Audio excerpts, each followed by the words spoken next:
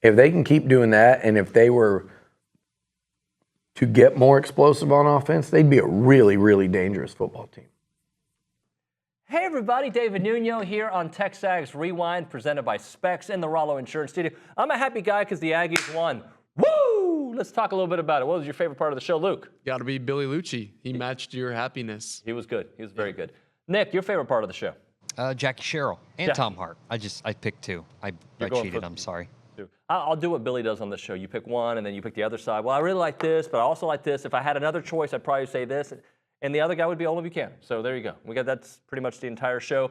Actually, I am happy the Aggies won. Some people thought I was a little bit, what's the word? Morose, subdue, kind of like, I want perfection. Yeah. I don't want perfection. I just want wins. I like wins. I like to win. That's fair. I like winning. And you're winning by watching this here in the Rollo Insurance Studio. It's the Rewind. OB, let's do a little turning point in the game. We may agree. We may disagree. We may. What is yours? Okay, I can't tell you the actual time when this occurred, but you'll remember it was probably around somewhere around 6.5 minutes to go in the game.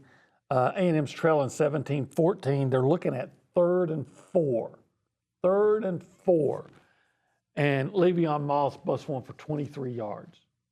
And look at that. We already got the video queued up because I knew that was coming. It seemed like right after that was the thing. They were making some progress before then, but it seemed like that's when the damn, well, I don't want to use that analogy, especially with what's going on. Oh, yeah. But that's when, things opened up. Yep. Because after that 23-yard gain, the next play he runs for 8, the next play he runs for 15, and then there's the 5-yard pass for a touchdown to Trey Watson, and the Aggies have the lead, and we're pretty dominant after that. Yeah, that's the turning point for me. That's exactly what I wrote down. Yeah, because it's 3rd and 4.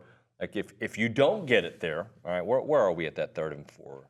That we are at the 49 at midfield. Midfield. Yeah. So then it puts you in a depending on what happens, it puts you in a situation. Do you go for it on 4th? Yeah. Midfield. Do you punt and just your defense has been balling out, but you are down now 3 because they had just scored on the previous possession, right? What do you do in that situation? And it didn't matter because once he got that play, you were now in field goal range, so you felt pretty good at least about potentially tying the game. But you went for the jugular. Kept on moving the ball forward. There was a big 15-yard run, I think, after that. It was by Le'Veon Moss. Yeah, Le'Veon had an 8-yard up the middle. The next play and the play after that, 15 yards. And then Marcel Reed had that touchdown pass. By the way, what a nicely called play. What a nicely called drive. Yeah, well, hey, all drives look good if your offensive line are knocking them back and your big, powerful running back is just blasting through. Well, when you look at the game, did we play really well offensively? You could say not really. However, that game or the Arkansas game has been won in the 4th quarter for so many games.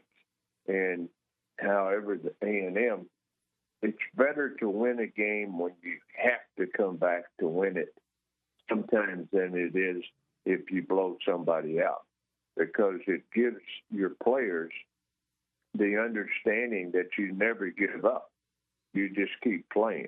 And you have to say that the players did. It certainly, that Moss probably was the player in the final quarter that you can say won the game.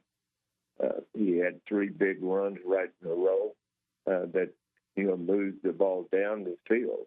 But, no turnovers. And usually you can say there's 5 plays out of 60 or sometimes 70 plays in a game, meaning offensively or defensively, that wins the game. And the turnovers that Arkansas had, won the game for A&M. Hey, Coach, how much did that defensive showing kind of remind you of some of those that you might have had against Arkansas and, some of the defenses you had? I mean, I guess I want to say just how impressed were you overall with what you saw, and the good and the bad? I know there was some bad too, but just the overall performance. Well, what you did see, and you're seeing it's coming out each week, we thought going into the season that the defensive front was going to be really good. And, after the Notre Dame game, of course, we didn't put the pressure, but the defense has taken a challenge, it looks like, and has gotten better every week. But there's no question the pressure that they put up front on the quarterback for Arkansas made a big difference in the game. Do you think A&M won that because of frontline talent or because of depth or a combination of both? A combination of both. I do think that from the defensive standpoint, they were in the backfield all game long. But Taylor Green is loss. I think it was. What's that? I'm sorry. I think it was 10 tackles for loss for A&M. That's right. And they lived in the backfield. But Taylor Green's slippery, right? He's fast, slippery. Yeah. So he extended a lot of plays. That first touchdown that they scored was all because of his athleticism and a great throw, right? He made a beautiful throw in that situation. Offensively, for me, at least when I'm watching the moment, it always takes that second watch for me to really get a feel for the offensive line. In that first moment, what I was paying attention to was like how many people Arkansas was putting in the box. Once they were able to put Marcel Reed and put him in and get him moving again, right? Once he got on the outside and was able to throw on the move, I think that's when everything else opened up. The offensive line did great. I thought they were fantastic, especially in the fourth when Le'Veon started getting his chunk yards. Yeah, I think the reason I asked about the depth and specifically on the defensive line, I mean, I've seen some really good offensive lines in the league. Usually depth is not that big an issue on the offensive line unless you have an injury situation. Texas is loaded on the offensive line, and they've got a little bit of depth, so that's good. But what I've seen in this conference so far, and we're headed into October now, is it those with depth, and Tennessee jumps out, Alabama jumps out. Texas has some depth on the defensive line, but no, I don't think anybody has it like Tennessee.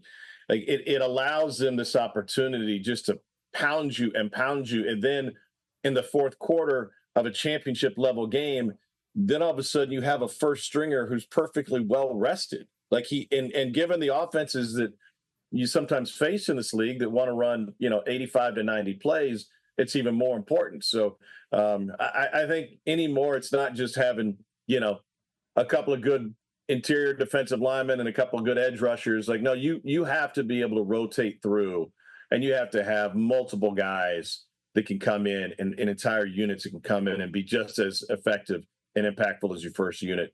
And if you're getting, 10 tackles behind the line of scrimmage, that's a great sign. Can I ask you about Noah Thomas? I mean, I can. All right, I suppose. Let's talk Noah Thomas. Here's we've been waiting for a big moment, and he gave them a big moment. But I've been waiting.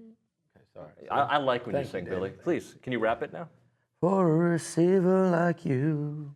But beyond the big play that he had, this 54-yard touchdown, 58-yard touchdown. Beyond that, he was a reliable target often in that game, and that's what I liked. Yeah, 6 catches, 5 other catches in the 58-yarder. So outside of the big play, he was 5 for 50 there. Some big, some important catches. I remember one of them he caught on first down and a key moment to get them way ahead of the chains. Look, Noah, I'm writing this today. Like, Mike Elko, Colin Klein really believe Noah could be a big factor this year in the passing game.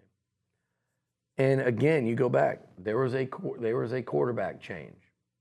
They are going through, like, I don't know what it looks like if Connor doesn't get hurt and shakes that Notre Dame game. And that's an assumption. It's not a sure thing. But just finds back into his rhythm. I'm sure Noah would have been a favorite target of his. So there's an adjustment period. And Noah hasn't put his head down. He's hanging in there. I think he's capable of these type games every time he takes the field. He did it against Ole Miss last year, I think, in Oxford. Did it this week. He's a big play receiver who has gotten better, in my opinion, as becoming a weapon in that possession receiving game as well, let's call it. So, I think Noah can do this more consistently. And I don't mean the 108-yard, 11-target game. That's probably a little bit of an outlier. But he can do that on any given week. 100-yard game with a big touchdown over the top. He can do that on any given week. But I think he can consistently be, I think he should in this offense. I think they should make sure it happens, and he needs to make sure it happens by playing well. I think he should be a 5-6 catch, 45 to 70-yard guy. All right, Nick, tell the people what to do. That's Luke, by the way. That's not me. See, I'm No, still learning. Nick's got it. I'm Nick- still learning Nick this. just I did didn't mean that. to put it on you. Like, comment, subscribe, share with all your friends. I know what you want me to do, David. I'm not going to do it. I'm not going to do it I don't today, like your okay? tone. I'm not going to Do do it it. today. No. I think we should all be happy that the Aggies are 4-1 with a chance to beat a top 10 Missouri team. 1,000%. We yeah. like legit, like I don't care how you get there, keep winning freaking games because they found ways to keep freaking losing games. So now let's do win games. I don't care how it looks. See you next time.